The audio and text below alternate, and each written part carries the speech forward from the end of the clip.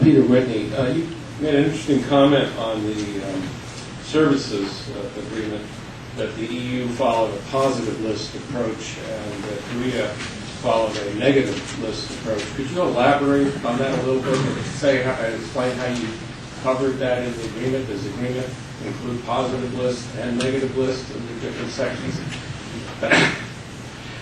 Well, basically, I think one tends to exaggerate the importance of following one approach or the other. At the end of the day, what really matters is the substance of the commitments which are reflected in an agreement, regardless of the way in which these have been registered.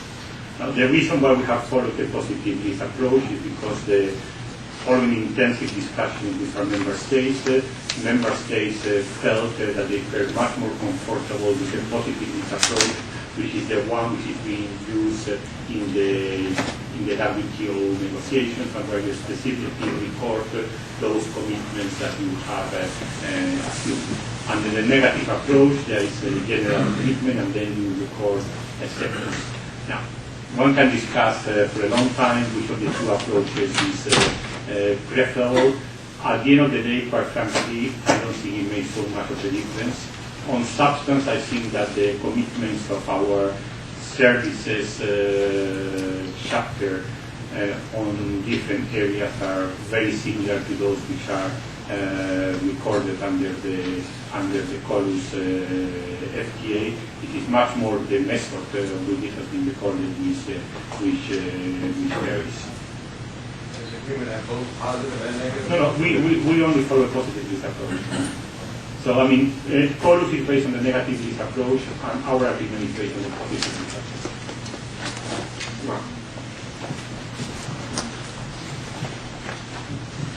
Well, Warren, thanks very much for a very clear presentation. I'd like to go back to the car market and get a little more information about the dynamics there. As I recall, you indicated that the EU has the majority of the market share for foreign imports, and that's a total of about 3% of the total car market in Korea, roughly. Could you give me the equivalence in terms of Korea? We've had a major surge of Hyundai and Kia in the United States this year. Some figures indicate as much as doubling the number of imports. Do you have a similar dynamic here, and what is the impact?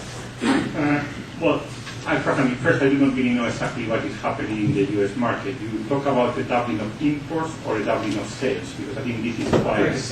Because that's quite different, because certainly I think in the United States, but also in the European Union, there's a very significant amount of production by Korean manufacturers within the European Union, and the same with the United States. So I do not know what is the data as far as the United States is concerned. As far as the European Union is concerned, first, the share of Korean imports in the European market is also about 3%. So it's really very similar to the share that we have in the Korean market. Obviously, because of the two dimensions of the market, it implies a much larger quantity of cars which are sold by Korea in the European Union than vice versa.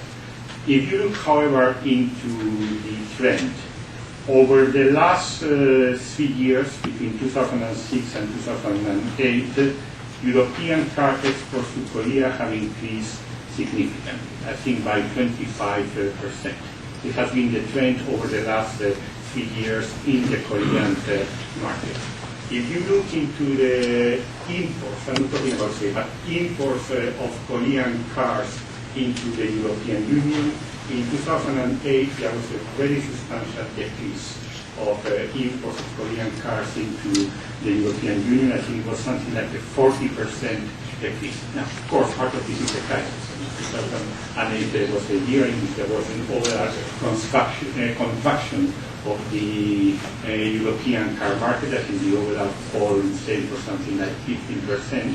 But at least part of it is also due to the fact that over 2008 there has been a very significant increase of production of Korean cars within the European Union, within the Czech Republic, within the Slovak Republic. There are both Turkey and KEI have been making the major investments, so that an increasing proportion of the Korean cars which are sold in the European market are not imports, but are actually cars which are produced in the EU. Now, I don't know whether it's the same situation in the United States, so that's why I asked you whether this increase was an increase of sales or whether it was an increase of imports. Now, what that shows to us very clearly is that competition with Korean producers is going to be there in any event, regardless of whether this free trade agreement comes into force or not.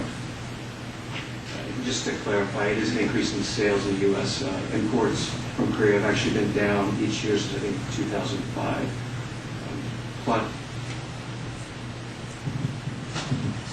Claude Barfield, EI. Could you explain a little bit more or go into a little more detail about the labor and environmental provisions?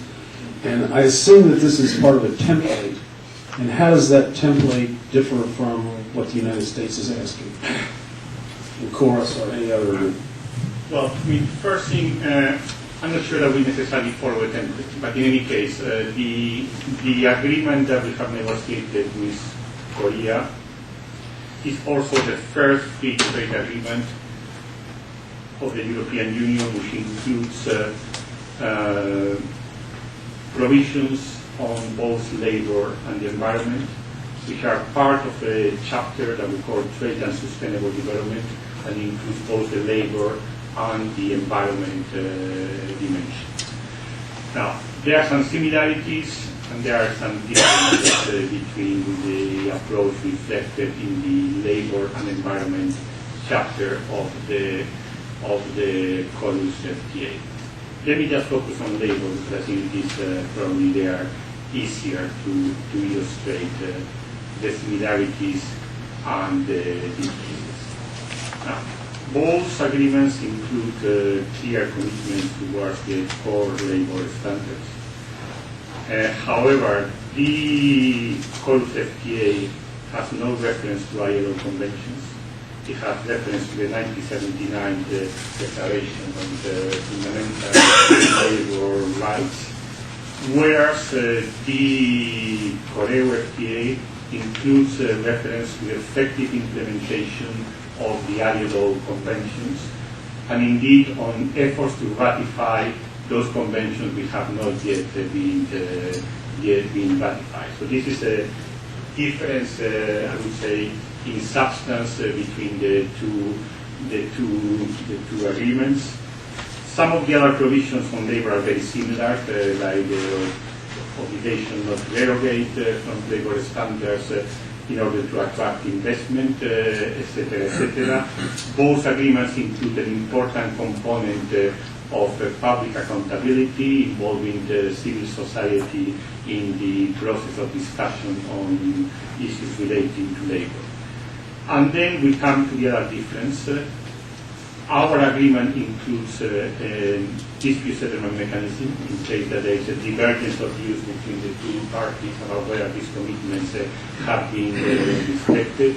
We have a specific arbitration procedure that would look into the matter, and on that basis it would issue recommendations that would be publicly available and would be subject to monitoring within the framework of a Committee on Trade and Sustainable Development. But our agreement does not include a provision on trade sanctions, which is, I think, the other difference with the labor and environment chapter of the Colus FTA. So to simplify, I would say the substantive commitments under our agreement are probably more far-reaching than those in Colus, particularly because of the broader reference to ILO conventions. Also because there is not impact on international trade requirement. You already know that in the labor and environment chapter of the US agreements, all these commitments relating to multilateral environmental agreements or to core labor standards are linked to the need to demonstrate an impact on international trade. We don't have such a test in our agreement. But we do not have an enforcement mechanism which relies on trade sanctions. It relies much more on public accountability, on creating sufficient public pressure for countries to abide ratifying their commitment. So broadly speaking, I would say that is the main difference and similarities. I mean, on substance per country, I think they are very similar. I mean, both we are aiming to promote the same values. I would say the method is perhaps slightly different.